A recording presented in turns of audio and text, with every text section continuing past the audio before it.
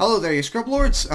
This is many miles away, and we're doing something a little bit different today. This is the long-promised sort of, I guess you could call it, interview with my grandfather, George Greenwald. He's a Holocaust survivor, and I'll just turn it over to him. George, tell us about yourself.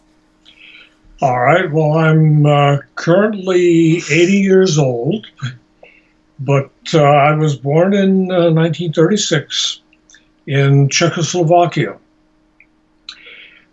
This is quite a few years after Czechoslovakia was formed from a number of different countries, primarily the Czech or the Czech Republic, the Slovak Republic, Moravia, and a little bit of a Russian, Polish segment of the world. In addition, some little pieces of Hungary were broken off to form the country. So in any case, I was born right in the south eastern part of Czechoslovakia. Since the country has now broken into two countries, into the Czech Republic and the Slovak Republic, I'm actually we now refer to this as Slovakia. The city was Košice, Kosice. And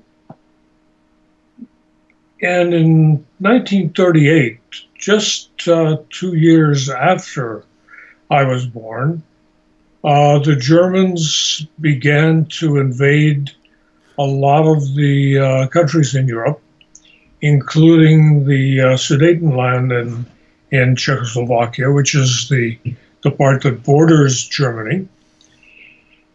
And they took over quite a bit of that. And in addition, they made a change in the border between Hungary and Czechoslovakia.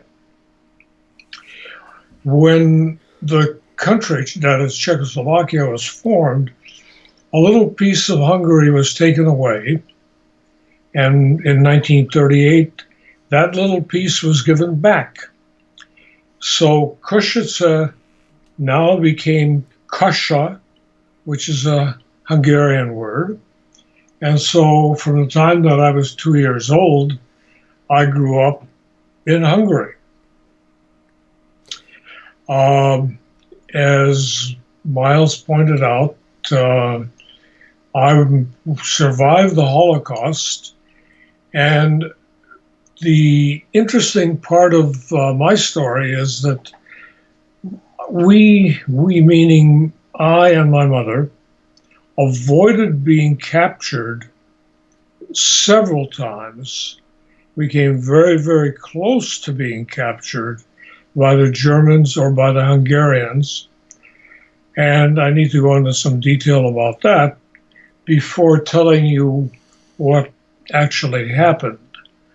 In any case, I survived the war, came to the United States in 1947, and have been here ever since. I was about 10 and a half at that time.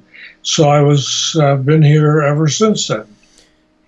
And although I spoke several languages there and spoke Hungarian, Slovak, a little bit of Russian when the Russians invaded the country, I ultimately wound up speaking English, and I've had so little contact with the other languages that I only remember little bits and pieces of those.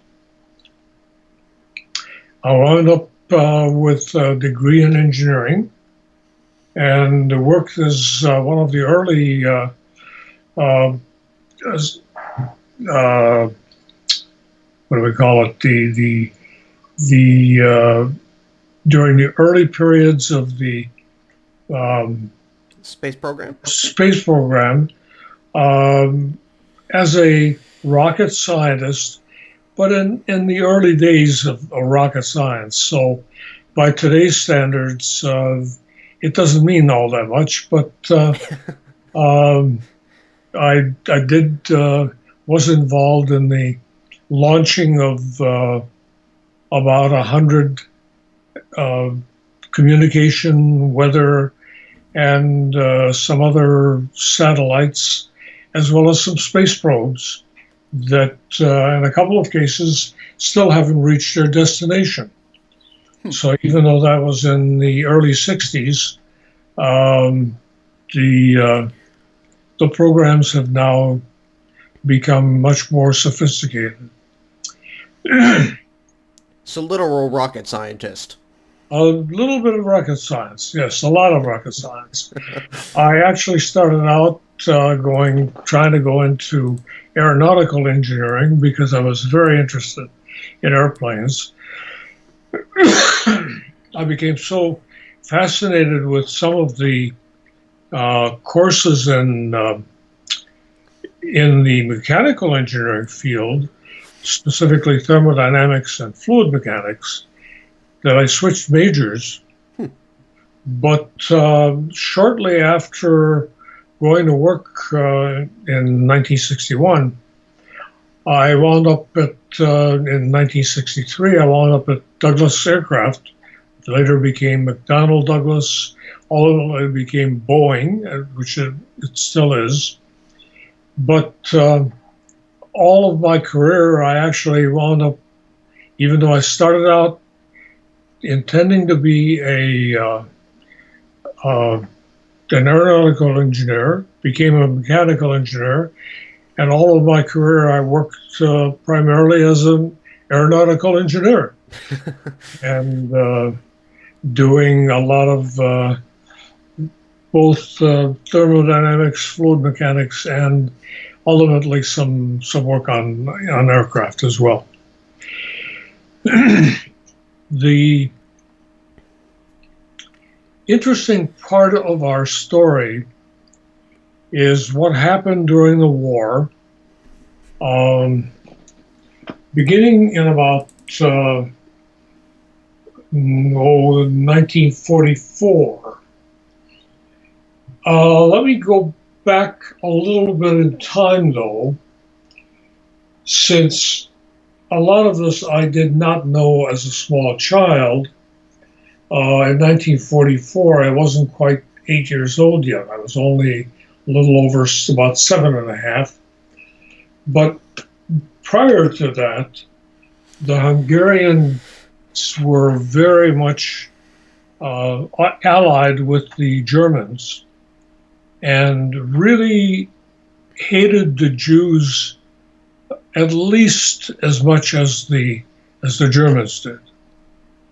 So a great deal went into making the lives of the Jews in Košice quite difficult. My father worked as an executive for a lumber company. There was also Košice is a very industrial city, was at that time, still is. And so at that time, what happened was that the Hungarian government tried to take away whatever status the more elite people had who were Jews. And I found out much later that my parents both took lessons in bricklaying, so that if my father were to be laid off from his job or fired from his job, in many cases those jobs are given to Gentiles, and the Jews were prohibited from holding office positions. We also lost the lease that we had on the house where I was born, and we wound up in a small apartment. Um, I remember the apartment very well. It was a building with about 12 units, modeled a lot like the American motels in the sense that there was a balcony.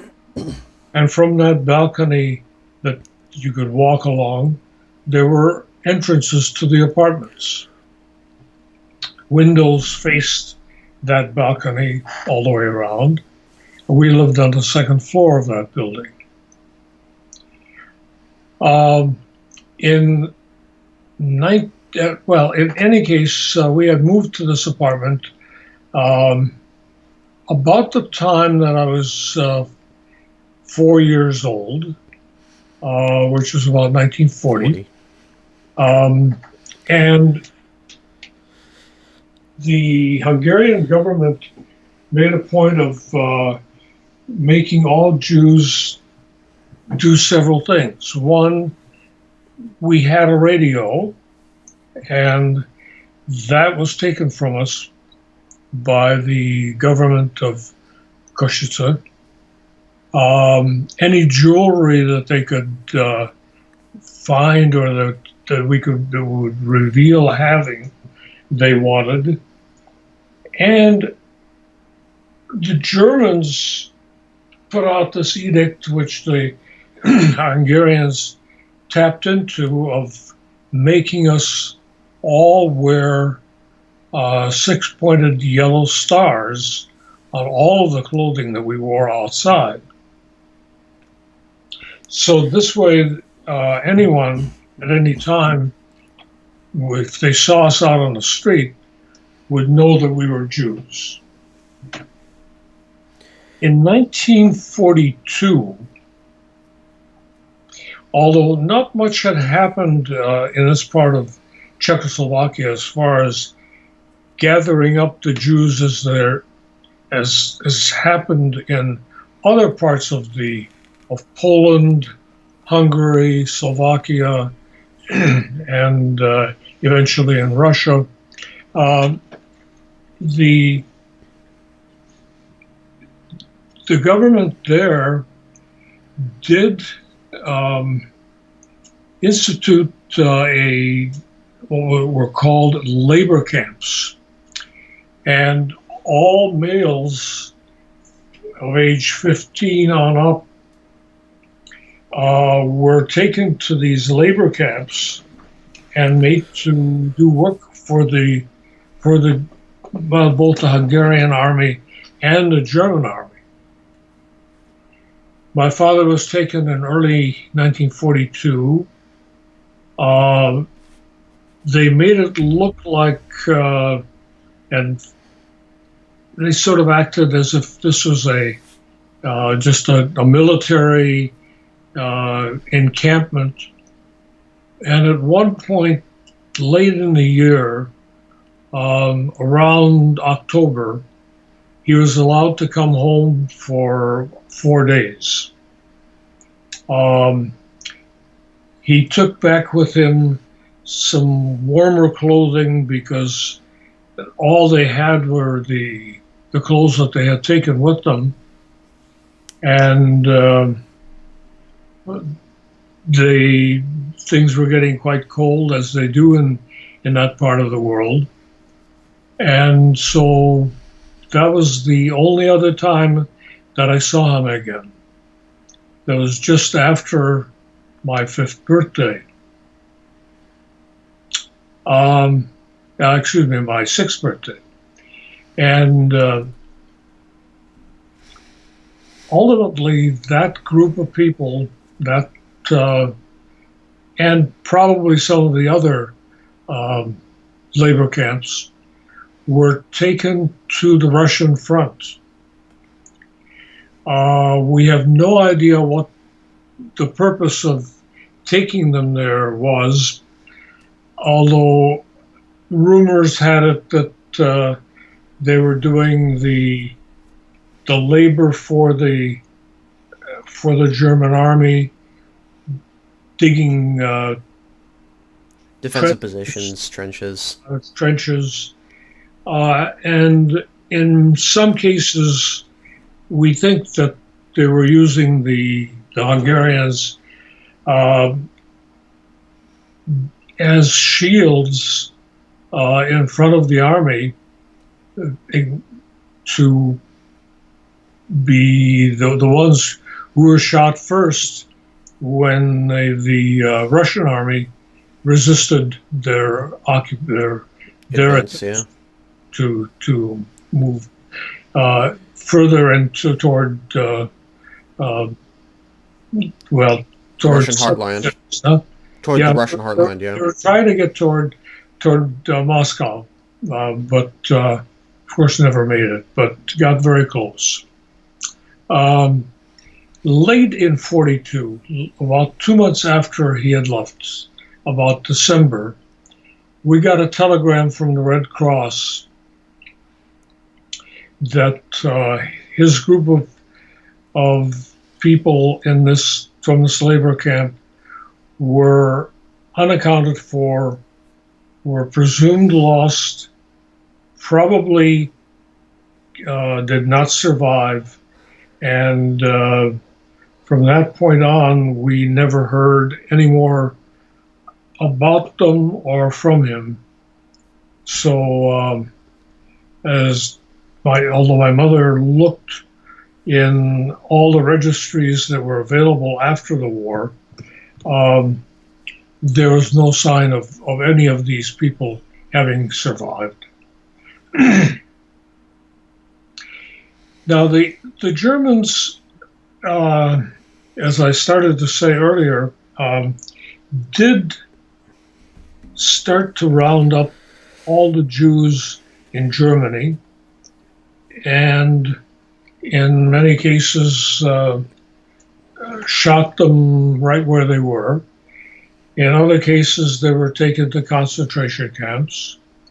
They, of course, invaded Poland and took a lot of Polish Jews with them, who also were in some cases taken to Auschwitz right there in Poland, and taken also to some of the several hundred concentration camps throughout Europe.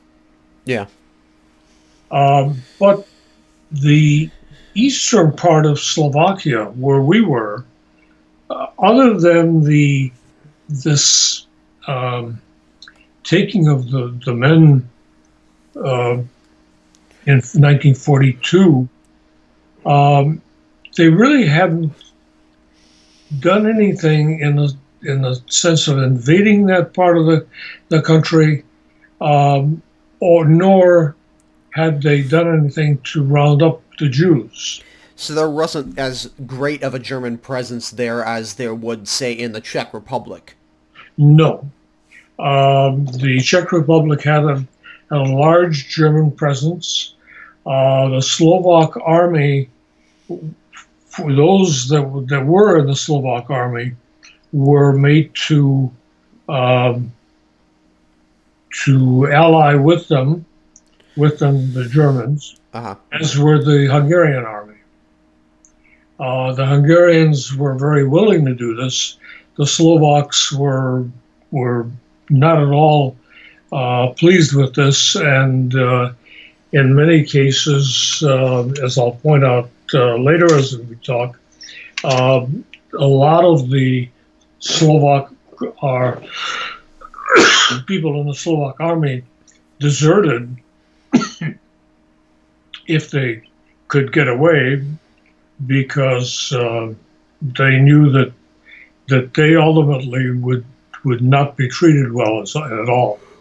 And they weren't treated well in any case.